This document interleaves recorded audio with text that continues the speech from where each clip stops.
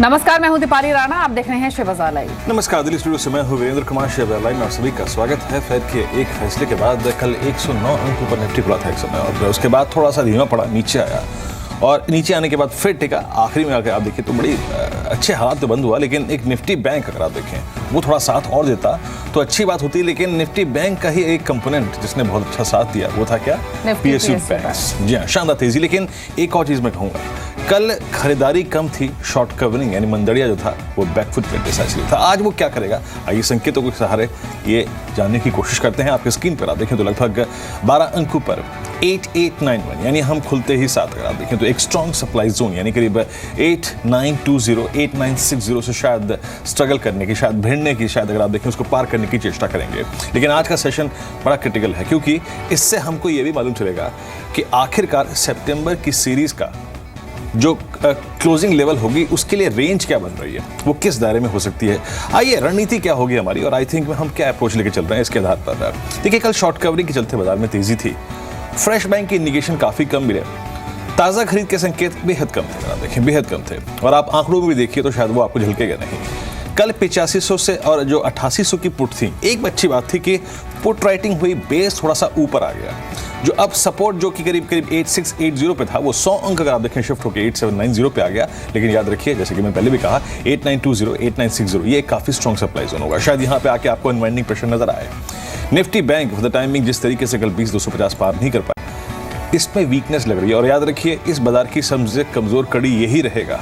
अगर ये इसने अपना अगर आप देखें साइकोलॉजिकल लेवल वॉलेट कर दिया तो परेशानी होगी। हाँ, ध्यान अगर आपको किसी भी देना है तो वो है सरकारी बैंक, एंड स्पेशली सरकारी बैंक की बास्केट में छोटे बैंक, इन पर नजर रखिएगा। बिल्कुल, सरकारी बैंकों पर नजर रखिए आज के सेशन में। और पीएसयू बैंक्स के साथ साथ लॉजिस्टिक्स, डिफेंस, शुगर, ऑटोमोबाइल्स, बहुत सारे सेक्टर्स जो आज लाइमलाइट में रहेंगे। क्यों रहेंगे, किन स्टॉक्स को आप चेस कर सकते हैं, उसी पर हम बातचीत करेंगे शे बाजार लाइव में। लेकिन सबसे पहले इंटरनेशनल क्यूज ही समझ लेते हैं। रजत मौजूद है हर रोज की तरह हमारे साथ पूरे इंटरनेशनल अपडेट लेकर।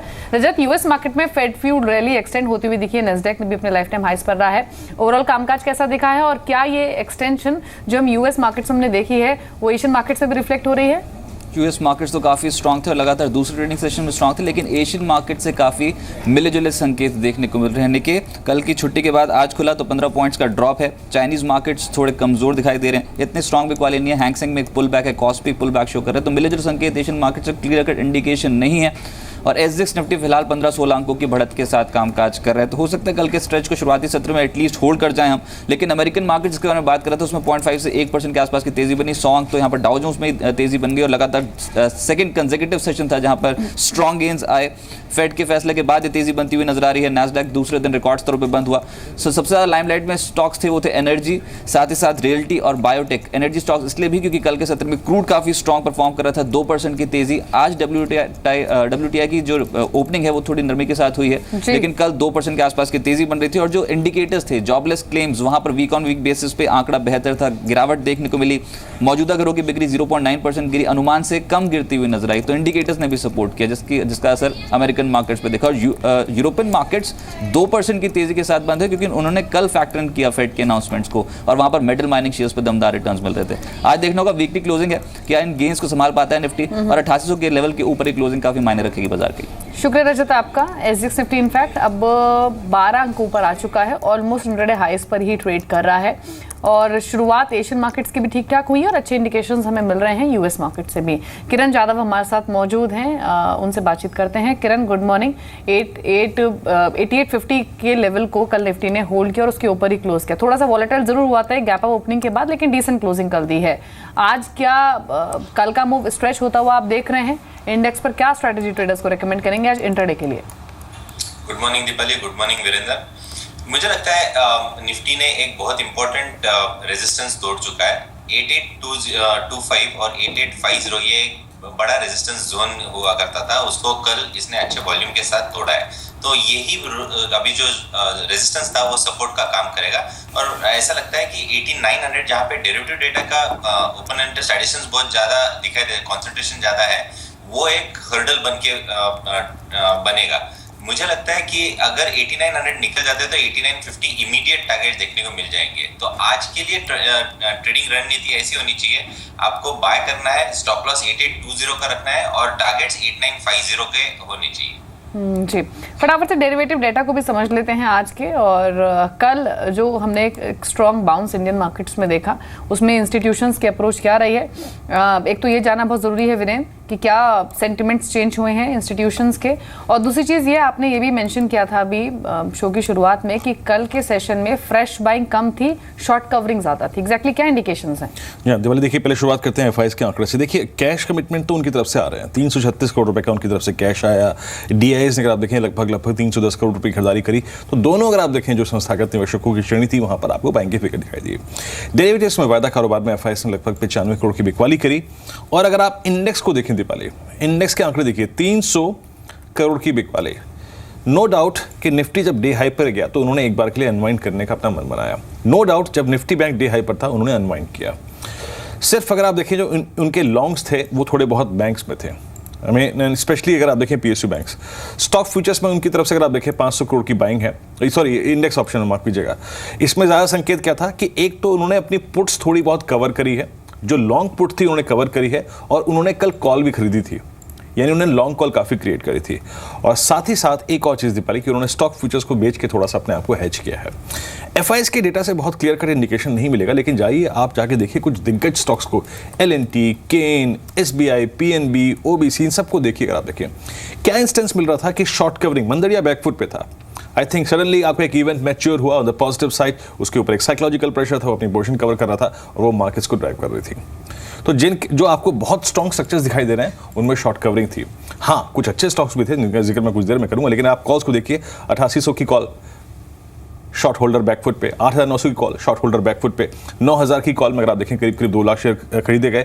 जरा आप पुट्स पे आइए, सबसे अच्छी चीज़ ये थी बाजार में कल ये हुआ कि आपका बेस जो आपको एक रिस्की जोन लग रहा था कि हम यार कहीं 8680 तोड़ दें, वो उठ के ऊपर आ गया, जिस क्वांटम में पुट राइटिंग हुई 8800 में, 8700 में, 8600 में जो लॉन्ग पुट वाला था आदमी ना, जिसने खरीदी हुई थी वो पुट, वो बाहर निकल आया। यही केस था 8700 में। तो पुट राइटिंग के जरिए आपका 8680 का बेस अब उठ के ऊपर आ गया है 8790 और 8800। एक अच्छी बात और ये हुई कल कि निफ्टी ने जब 8840 को पार कर लिया, नीचे आते वक्त उसको वॉलेट नहीं किया, रिवॉलेट। तो हालांकि देखिए मैं अभी भी मानता हूं कि निफ्टी पे मेरे लिए इस वक्त ट्रेड करने लायक कुछ नहीं है, क्योंकि मैं न निफ्टी को अभी लॉन्ग साइड पे ट्रेड करूंगा ना शॉर्ट साइड पे ट्रेड करूंगा, और 9000 की कॉल बेच के या फिर 8800 की पुट बेच के मेरे को कुछ मिलने वाला नहीं है। बस ये बात है।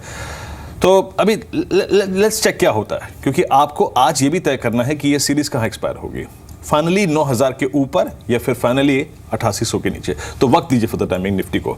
निफ्टी बैंक पर आइए, निफ्टी बैंक का प्लीज ड्राइव एक बार इंट्राडे चार्ट्स पुल आउट कीजिएगा। ये कल खुले महाराज अगर आप देखें ऑलमोस्ट 20-300 पर, लेकिन उसके बाद इनमें कॉन्फिडेंस की बहुत कमी थी। और ये आखिरी में जो आप ये पुल बैक देख रहे हैं ना, जो आखिरी में, ये सिर्फ आया because of some structures of PSU banks were doing well. SBI, PNB ये अच्छा कर रहे थे, बैंक ऑफ बड़ौदा ये अच्छा कर रहे थे, सिर्फ उसके सहारे। मैं अभी भी मानता हूँ, देखिए मैं कल भी कह रहा था कि ये वीक स्ट्रक्चर था, इसमें ऑप्शंस के डेटा खराब थे, ये कल हायर लेवल्स पर टिक नहीं पाया।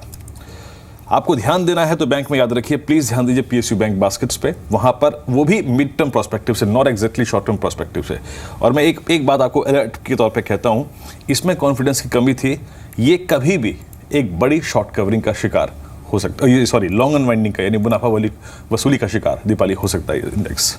जी, तो कॉशियस रही निफ्टी बैंक पर, लेकिन पीएसयू बैंकिंग स्टॉक्स में डेफिनेटली शायद स्विंग्स जो हैं वो स्ट्रेच हो सकते हैं, आप नजर रख सकते हैं। चलिए फटाफट से स्टॉक्स टू वॉच की लिस्ट को देख लेते हैं।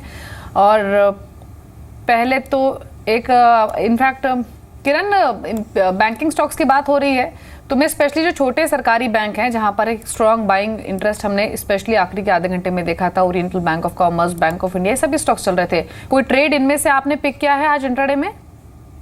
सारे के सारे स्टॉक्स लास्ट आधे घंटे 1.5 घंटे में बहुत अच्छी मूव दिए। इसमें मुझे फेडरल बैंक बहुत अच्छा दिखाई दे रहा है, एक डिलीवरी मार्किंग भी बहुत अच्छी हुई है और एक रेंज से बाहर निकलता नजर आ रहा है। तो फेडरल बैंक बाय करने की सलाह होगी, 71 का स्टॉप लॉस लेके बाय करना चाहिए और टारगेट्स के लिए आप 79 एक्सपेक्ट कर सकते हैं।